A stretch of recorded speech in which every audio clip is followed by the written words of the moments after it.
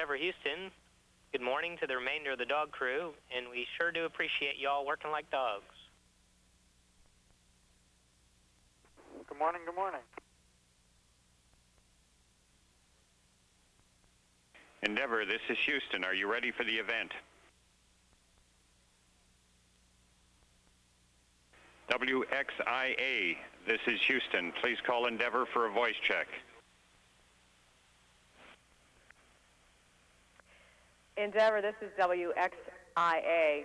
How do you hear me?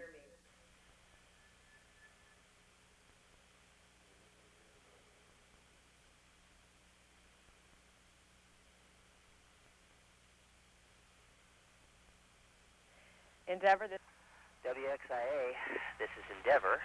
We hear you loud and clear. How do you hear us? You sound good to me. Captain Walker? Yes, ma'am, that's me. All right. I'm Jill Becker in Atlanta. Nice to talk to you this morning, sir. If it's all right with you, we were hoping to kind of skip some of the technical stuff that you are dealing with and ask you some personal questions about what it's like to be in space. Is that all right? You can certainly ask anything you like, and we'll answer as best we can, Jill. Okay. All right. Well, first of all, now you've been up in space several times, and you've been up on this mission several days. What's the sleeping like up there? Anything different? Well, sleeping in space is very individual, Jill. We all have our own ways of doing it. This flight, fortunately, has what we call sleep stations, which are really individual bunks for 4 of the crew members, and then the airlock is available for sleeping when the 4 bunks are occupied, so that's where I've been sleeping, and everybody's been sleeping pretty well. It's quite comfortable once you get used to it. What about leisure time? And I'm not sure how much of that you actually have, but is there any downtime for you, and what do you do during your downtime? Well, as you may imagine, we are pretty busy most of the time, partly because we're given a lot to do, and partly because we're very interested in our work, so we tend to sometimes overdo it a little, perhaps. There is planned leisure time, a little of it, and during that time we mostly watch the Earth or the sky. You get a really beautiful view of Mother Earth from here. In fact, our sunrise on the East Coast here as we speak, and so it's beautiful, and it's a great way to spend that little bit of leisure that we do have.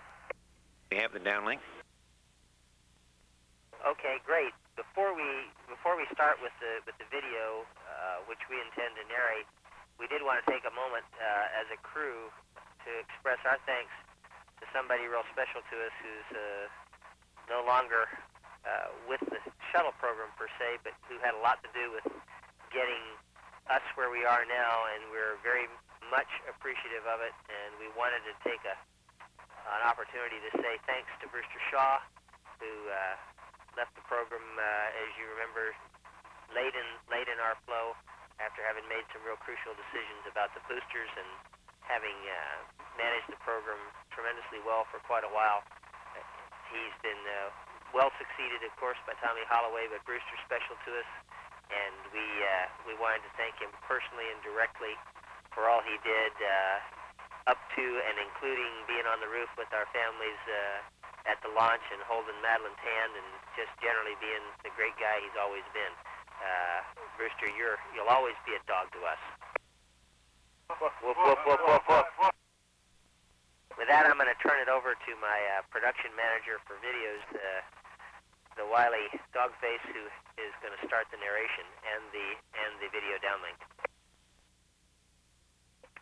I'll start the narration. I'm just showing what it is that pilots like to do best, which is sleep and eat. Right now we'll show the eating part. It's more dynamic. I know a lot of you know all about this, but the food comes in many different varieties. Some is prepackaged in little packets that you can just throw in the oven and let it warm up prior to eating. Others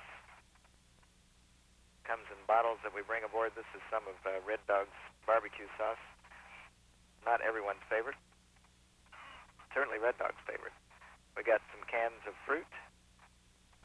Our drink comes in bags, and some vegetables that I have in my other hand also comes in little containers that need to be hydrated.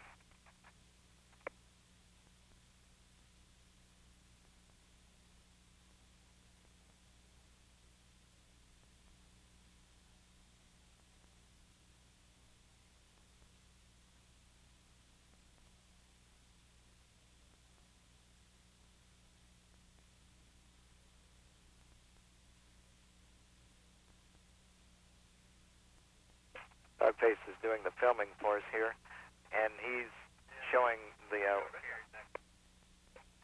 water squirting into this rice dish.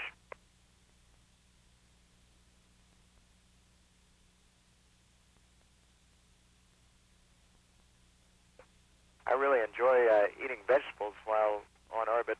I like them pretty well on Earth as well, but on orbit I like vegetables better than sweet things, and so a lot of my meals are, as well as some meat, several servings of veggies. And where are the shrimp? Story, I think you got most of them in the program. Yes, sir.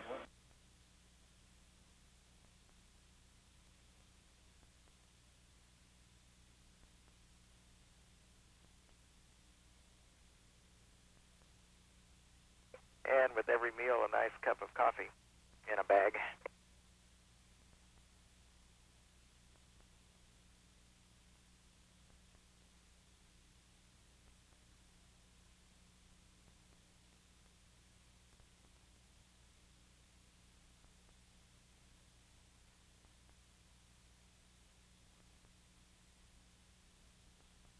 We are getting an excellent picture. Composition, lighting, everything. It's perfect. Well, as you know, our production manager is the wily Jim Voss. He does an excellent job.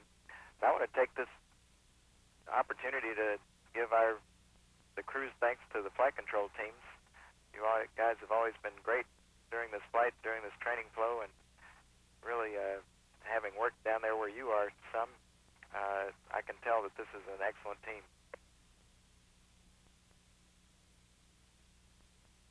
Thanks. Got a bunch of smiles around here. And while we're on the subject of food, we'd like to give our thanks to Gloria and Vicky, call sign Dog Food, that have helped us select and prepare these wonderful items. And over to Red Dog. Okay, this is one of our more interesting secondary, well, actually it's a DSO, but it's got enough stuff to do that it almost has taken on the character of a secondary payload. This is the Portable Clinical Blood Analyzer DTO 492B, and there's in my hand the instrument which does the blood analyzing. Pretty nifty little gadget. What you do is, after fading out and fading back in,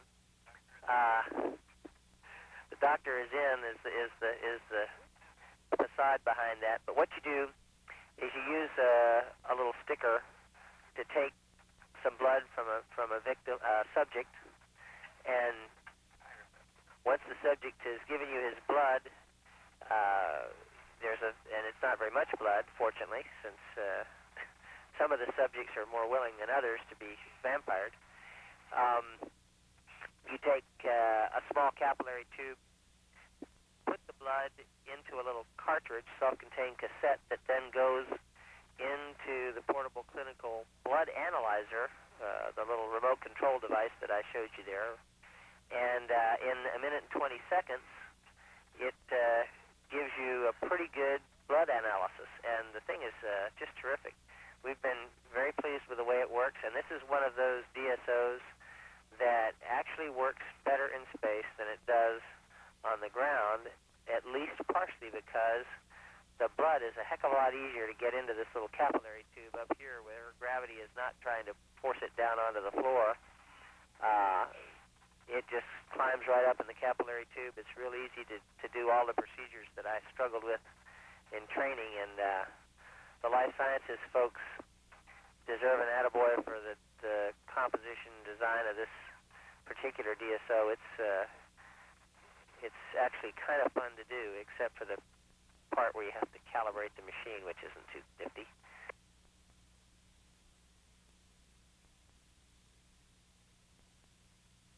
Copy, Dave. Now, there you see the blood itself in the capillary tube, and Cujo's actually shooting the camera. He's going to zoom in there, and you can see it's just a little cassette. It's got electrodes on the front end of it that interface with the portable clinical blood analyzer innards once you get it inside, and you never have any blood to clean up. All the mess is contained in a small biohazard bag, and it's definitely better and easier than the kind of blood draws that we have done in other occasions, different situations. This is going to have a lot of applicability. In fact, it probably already does for emergency room medicine and remote medicine type things. And believe me, if I can do this, anybody can do it. Because I'm the fighter pilot flight surgeon type when it comes to this stuff. Looks great. I knew that would appeal to the surgeon or to the doctor side of you story, that you would appreciate it.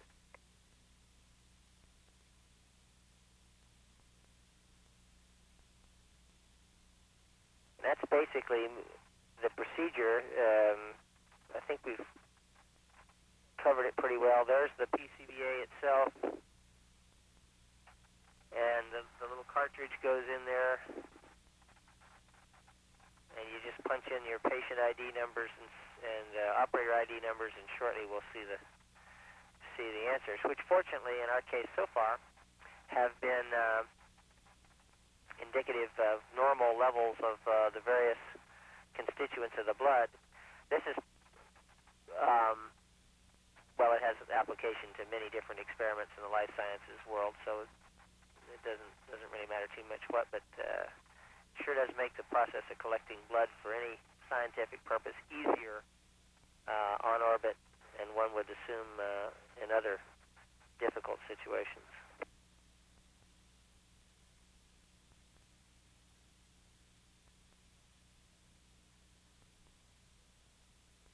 Okay, this is running on longer than we realized when we did it, so I'm not trying to hog all the video time.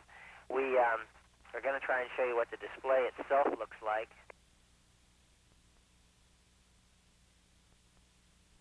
And helps a lot to turn it on. I told you I was a fighter pilot.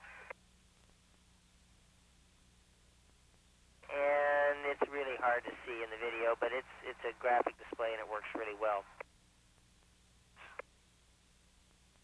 Well, even though we stay busy, it's real important to schedule time for exercise, and it's real important in space.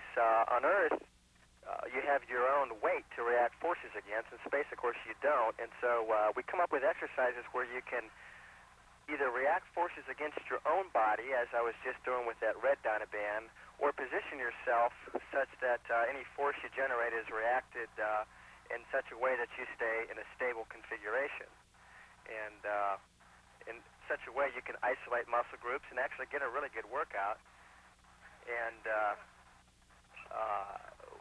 typically we're scheduled for an hour and a half exercise, and that entails time to get ready to exercise as well as time to clean up after the exercise. And oops, there goes some paper floating by, but we actually do get quite a good workout, and it really does make you feel a lot better. A number of different experiments that we're doing with them, as well as operational use of them in order to help us with operating the space shuttle.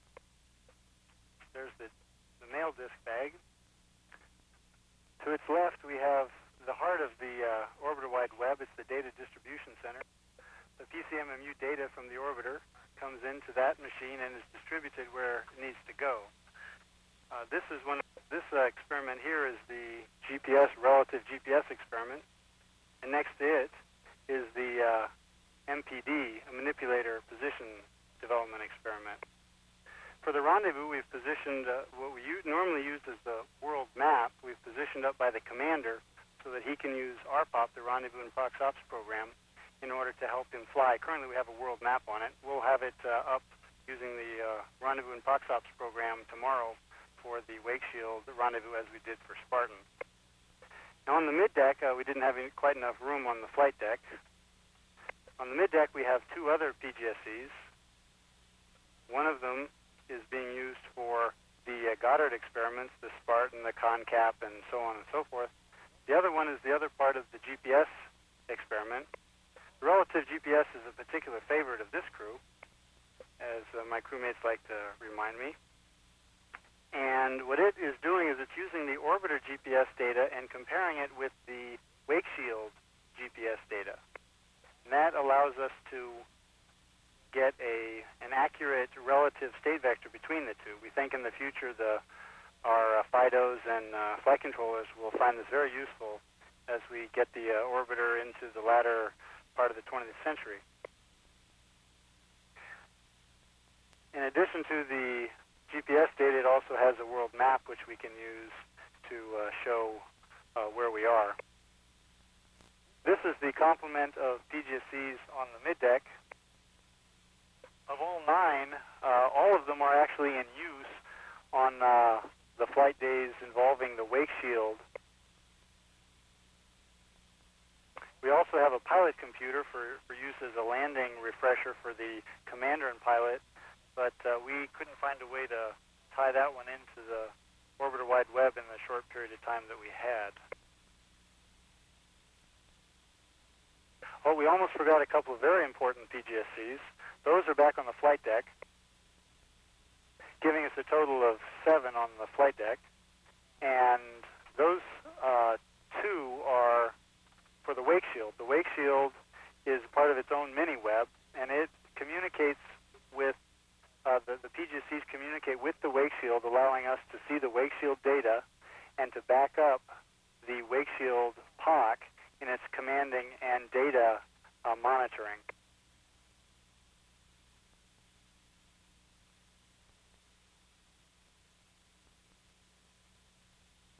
We're flying over Africa in this video scene, taking a quick last look at the orbiter wide web. We're using, for this period of time, we're using an old PGSE for the world map in front. The old one can't be interfaced to the orbiter wide web yet. Now we're focusing on the wake shield PGSEs. And here's the PGSE for commanding the wake shield on its free flight, its 2-day free flight. It's out there right now doing science, growing semiconductors. And here's another PGSE for monitoring the data. The real problem with data is that in this day and age, there's so much information that we can't have it all on one computer. We really need the extra data screens in order to be able to see all the data at the appropriate times.